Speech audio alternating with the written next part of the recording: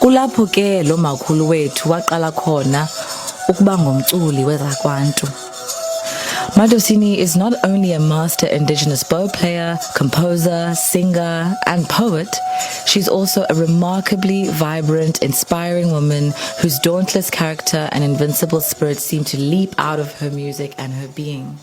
Madosini, as she is affectionately known, lost her house a few years ago when it was destroyed by a tornado. The seasoned musician was left with 2 old rondavels that she uses. Now, musician and record label owner Msaki decided to join a movement of community members and other artists to help raise funds to build a home after it came to their attention that the living legends' current living conditions in Langa have become very difficult. Msaki joins us now to share more on this fundraising initiative. Msaki, a very good morning to you. Thanks for joining us. Welcome to Morning Live. Okay, we seem to have a problem connecting to Msaki. We'll try to, to re-establish connection with her in just a moment. And she's here to tell us more about this initiative and her role in this initiative. And as it is a community project, what is it that, like, how much money they are aiming to raise? And I believe that Msaki is now back on the line. Msaki, a very good morning to you. Thanks for joining us. Welcome. Morning. Thank you so much for having me. Now, tell us about this initiative and your role in it. I do understand that this is a community project. There's many of us, and I've just been sent as a representative to an array of people that have been affected by the person that is Dr. Ladros. It's, people from the music industry, but it's also just, an incredible group of young musicians and organizers called Root Spring Music that have gathered people that love her. And we're just trying to make sure that she gets this home that she so rightly deserves. I mean, why is it so close to your heart and something that you are determined to fulfill?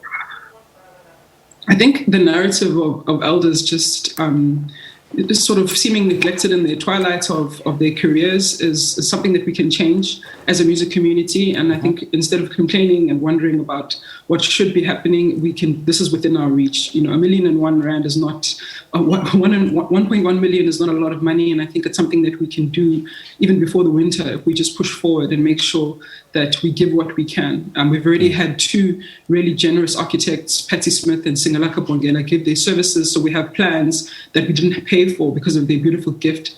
So if people can just think about what they can contribute to this project, I'm sure we can achieve this for her. Okay, and you've been working on this from late last year. What is still needed?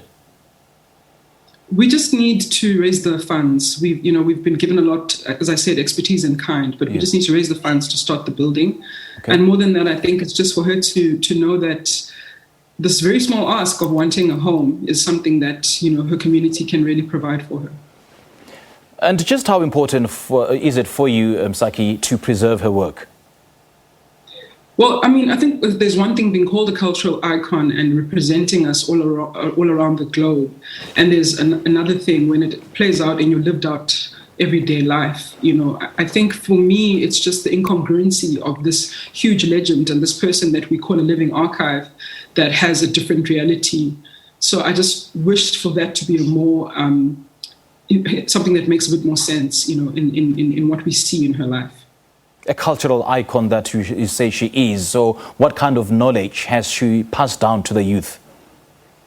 What I love about Madosini is that, besides being this virtuoso when it comes to these incredible instruments that connect the rest of Africa and the diaspora, because the berimbau, as it's called in Brazil, uadi here in South Africa, and umkhube and isdorodoro, these instruments connect us to place, story, history, our land, the reflection of the sounds that are almost pre-colonial. And I think the fact that she's practicing them and passing them down with such excellence to the point where people that she's taught have their own careers, they're teachers themselves, they're also internationally acclaimed artists. That says something about what she's done, with her time and her life. And it also speaks about the generosity and the spirit that she is. And having said that, she really had influence in your music. So what are some of her teachings do you carry in your music?